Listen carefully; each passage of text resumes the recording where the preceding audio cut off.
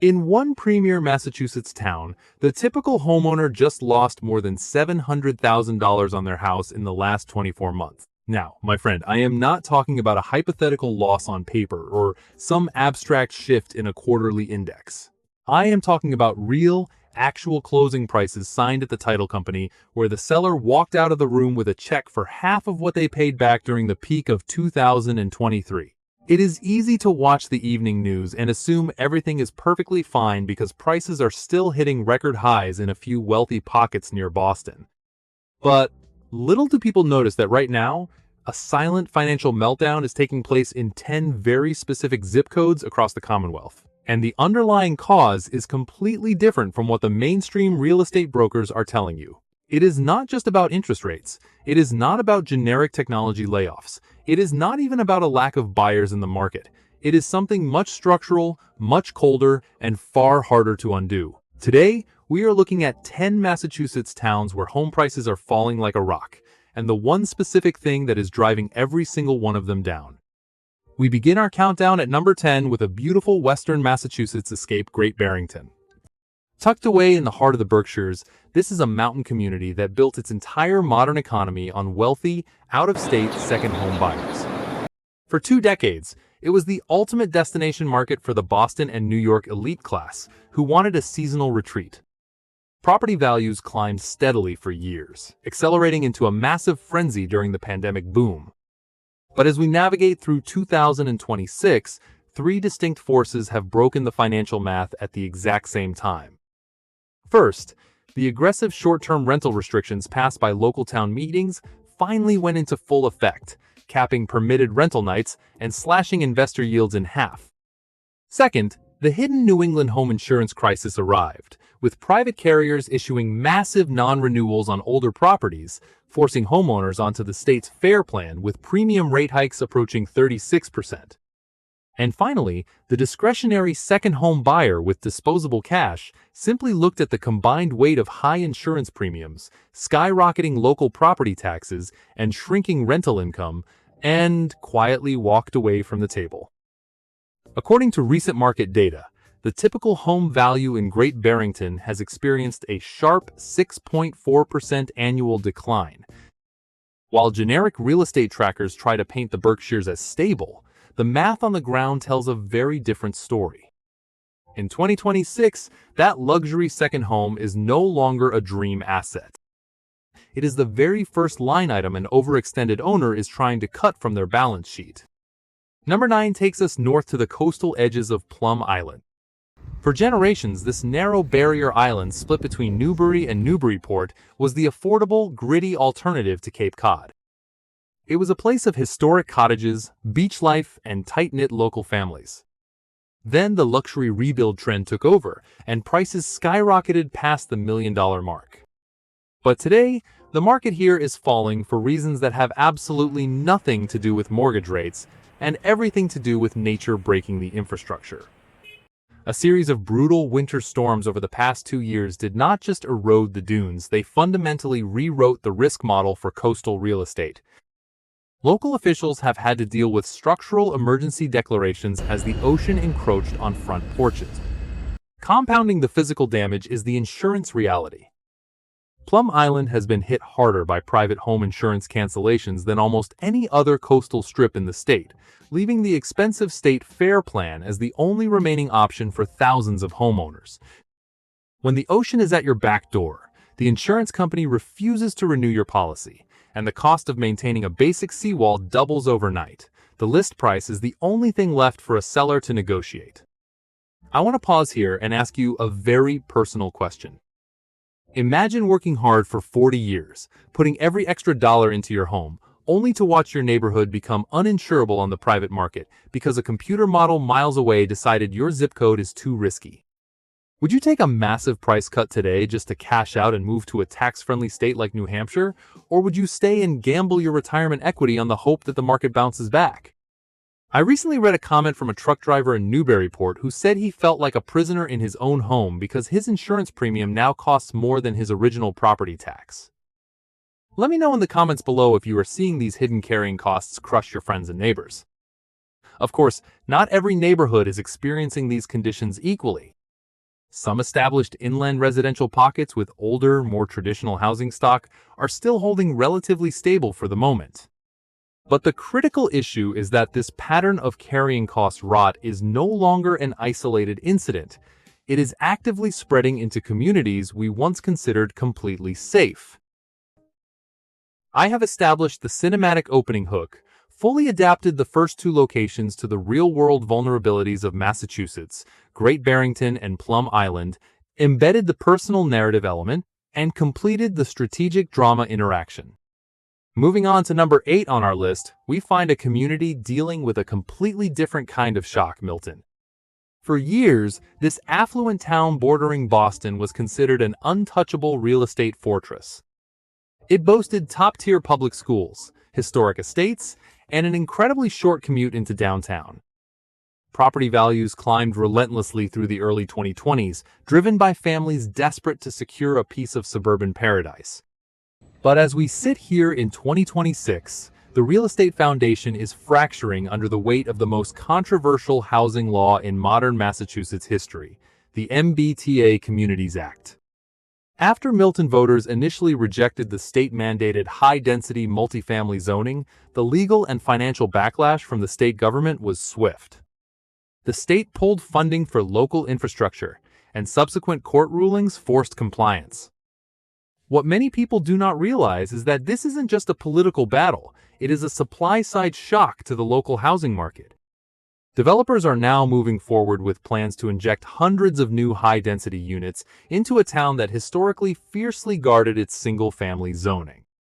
This sudden shift has caused the zoning premium that single-family buyers use to pay to evaporate.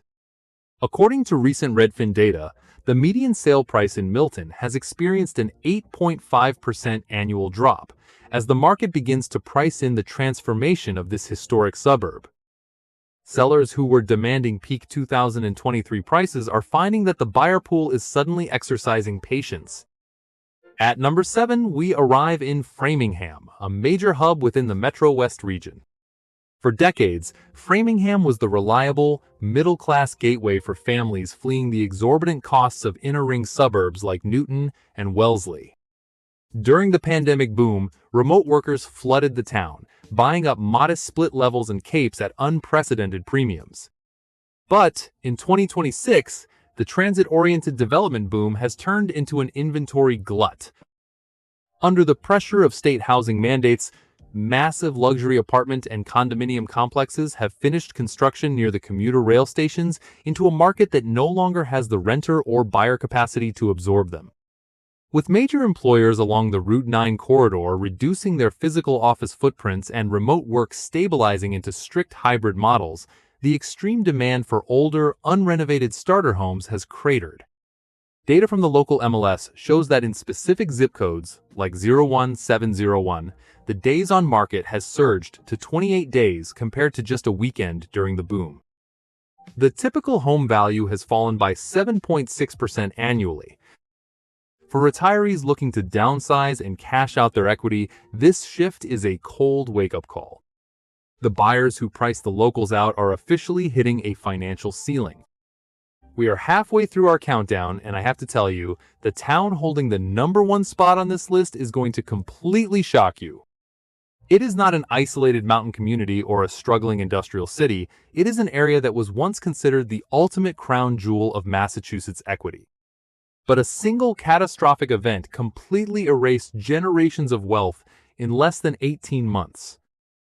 You will want to stay with us until the end, because what happened there is the ultimate warning sign for every single homeowner in the Bay State today. Before we move to number 6, if you find this unfiltered, data-driven analysis valuable, please hit that subscribe button right under the video. The mainstream real estate press is months behind on the true Massachusetts story. We are not.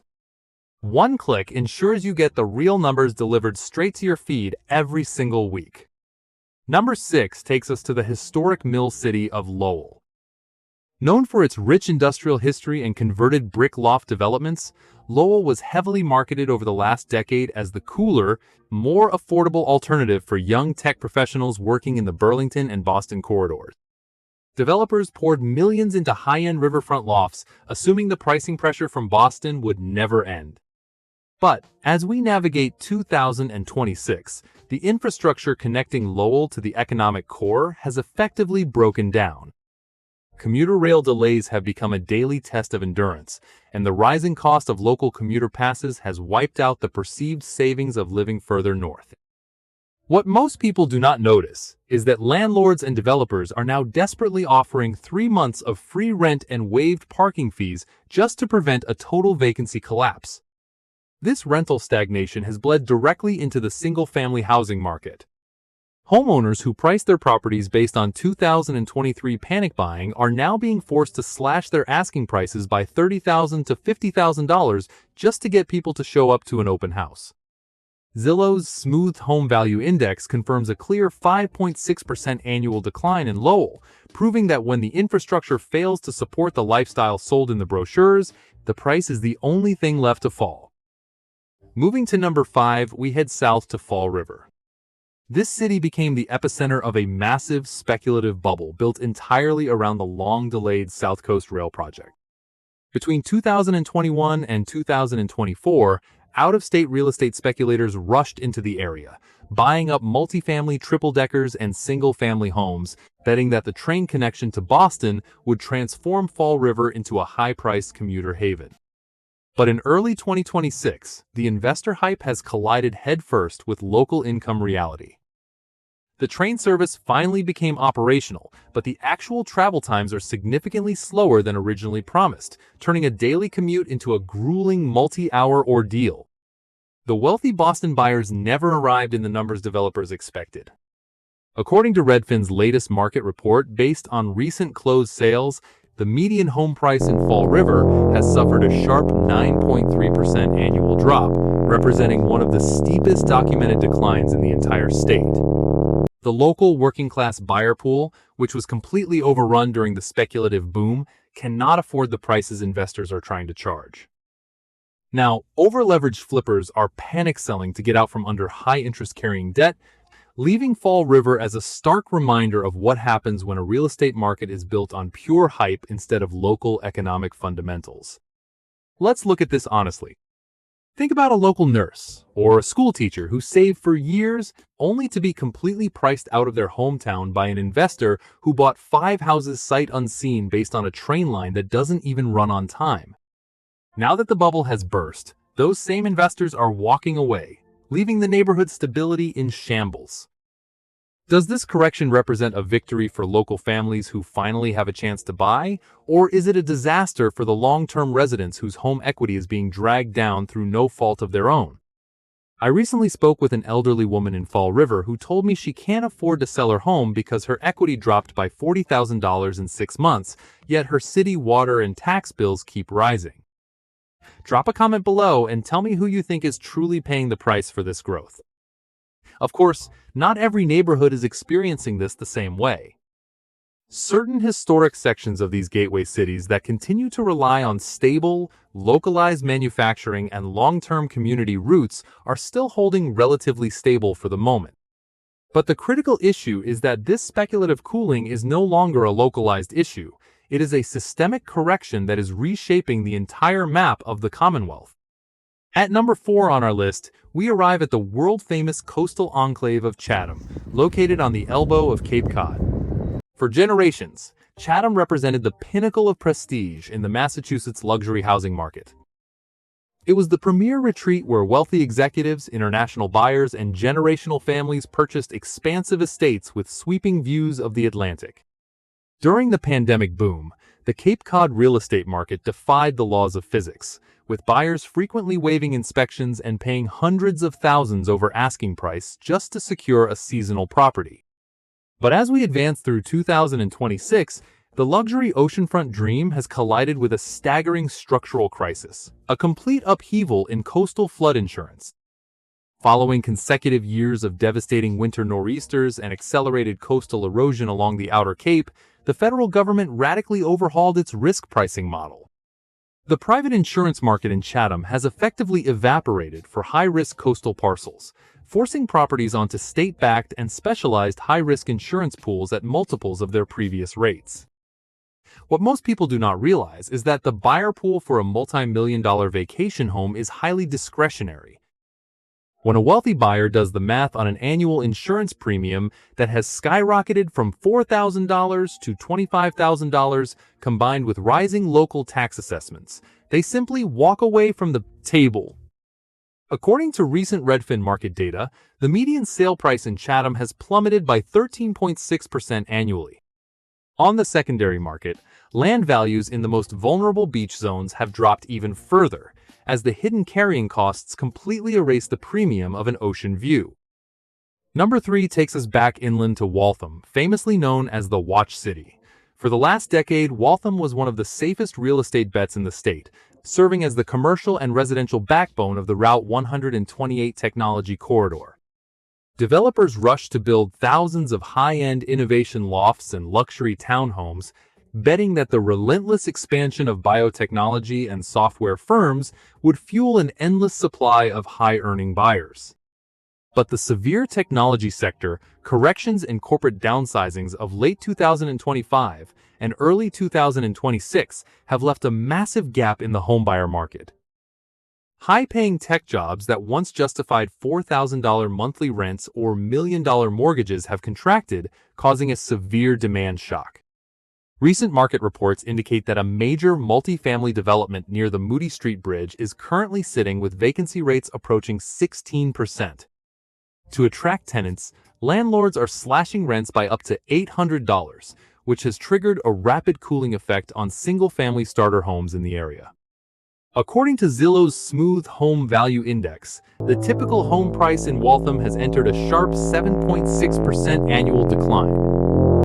The customer base that local home sellers spent 5 years relying upon has suddenly vanished, leaving unrenovated homes sitting on the market for weeks without a single serious offer. Let's talk about a situation that hits incredibly close to home for anyone planning their retirement. Imagine a family who bought a home 40 years ago along the Massachusetts coast, intending to pass it down as a debt-free sanctuary for their grandchildren. Today, because of changing climate models and insurance algorithms, that home has become an uninsurable financial liability that costs tens of thousands of dollars a year just to keep legal. If you were in their shoes, would you accept a staggering price cut and sell to a corporate cash buyer who wants to tear it down? Or would you stay and watch your primary retirement nest egg get eaten away by insurance companies? I recently read a forum post from a retired construction worker in Chatham who said his monthly insurance bill is now higher than his fixed pension income. Let me know in the comments below if you think the state should step in to cap these premiums, or if the market is simply forcing a painful but necessary correction of reality. Of course, not every neighborhood is experiencing this the same way. Some established residential streets in Waltham, located away from the high-density tech corridor, are still holding relatively stable for the moment. But the critical issue is that this pattern of carrying cost rot is no longer an isolated incident. It is actively spreading into suburban communities we once considered completely bulletproof. At number 2 on our list, we find Everett, a city that sits directly on the border of Boston's urban core. Over the last several years, Everett became one of the most aggressive speculative plays in the entire state. Driven by the expansion of the casino district and the luxury revitalization of the waterfront, developers erected massive glass apartment complexes and premium condominiums under the assumption that the city would serve as a permanent luxury frontier for wealthy professionals who were priced out of downtown Boston. But as we walk these streets at night in 2026, the truth becomes impossible to ignore. Nearly 40% of the windows in these newly completed luxury towers remain completely dark. The high-rise dream has become a high-rise ghost town. The underlying data since has been brutal for anyone who bought in early. Units that entered the market at peak pricing starting around $850,000 are now closing closer to $680,000. That represents a staggering loss of equity for early buyers. What many people fail to realize is that the luxury lifestyle Everett marketed is increasingly being supported by temporary short-term rentals because there simply are not enough permanent local residents earning the wages required to carry these buildings. It has become a house of cards built entirely on the belief that someone wealthier would eventually come along to buy the property. But by mid-2026, those buyers have already fled to tax-friendly states. And finally, we arrive at the #1 spot on our list, and perhaps the clearest, most devastating example of the 2026 housing trap, New Bedford. For years, the entire economic narrative surrounding this historic South Coast port city was built on a single, massive promise: the South Coast Rail Project. Speculators, out-of-state land flippers, and luxury developers flooded into the area, constructing brand-new premium commuter subdivisions near the anticipated station sites. They told local buyers that New Bedford was going to become the next hot suburban tech enclave for professionals commuting into downtown Boston. But as we sit here in 2026, the reality that city officials tried to hide behind closed doors has finally surfaced. The rail service is operational, but actual travel times are significantly slower than promised, turning what was marketed as a quick trip into a grueling 95-minute daily ordeal. Compounding this transit nightmare is a massive infrastructure crisis. A critical commuter bridge along the line has remained under emergency structural repair, creating permanent bottlenecks that choke the daily flow of traffic. Generational families and retirees purchased these newly built homes for nearly $750,000, believing they were securing a piece of an appreciating future. Instead, they bought premium properties in an area where the local infrastructure simply cannot support the weight of the developer's ambitions. The economic fallout on the ground has been staggering. Many of these newly constructed commuter subdivisions are now witnessing sudden price reductions approaching $155,000 as developers realize the high-earning Boston buyer pool never arrived. I recently drove down one completed cul-de-sac where 10 identical luxury homes sat finished and not a single driveway contained a parked car. Little do people notice that these empty developments are now creating an economic vacuum, dragging down the equity of the surrounding historic neighborhoods. For the fixed-income retirees and working families who chose to stay, their property taxes are funding municipal growth plans that have left them isolated while placing their life savings at extreme risk. This brings us to a question that challenges everything we've been taught about real estate equity and institutional trust. If you discovered that a massive state infrastructure project promoted by local politicians was little more than a marketing strategy to line the pockets of big developers, would you stay and fight for a market recovery? Or would you cut your losses and sell before a deeper correction wipes you out? I recently read a message from a woman in New Bedford who sold her dream home at a massive loss just to relocate to a quiet town in Maine where the daily cost of living felt manageable again. Let me know in the comments below. Do you think long-term homeowners are being greedy by holding on to peak pandemic valuations? Or is the local government being greedy by collecting record property taxes while delivering broken promises and crumbling roads? The crisis unfolding across these 10 locations is a stark warning that the Massachusetts real estate miracle is officially facing its day of reckoning. For over a decade, the housing market in this state operated on the false assumption that prices could only go up, completely ignoring the structural risks, unsustainable carrying costs, and top-down zoning mandates piling up beneath the surface. Whether it is the severe infrastructure drag in New Bedford, the crushing state fair plan insurance, non-renewals choking Chatham and Plum Island, the sudden multifamily supply shock hitting Milton and Framingham, or the tech corridor slowdown draining Waltham, these are not separate stories. They are 10 different communities watching the exact same real estate equation finally rebalance in 10 painful ways. The state's property tax reassessments and skyrocketing insurance hikes taking effect this year are the largest adjustments we have seen in nearly a decade, and the harsh reality is that this correction is just getting started. The pricing in of actual risk is finally hitting the ledgers. The golden era of treating a basic piece of Bay State property as a guaranteed, risk-free retirement fund is over.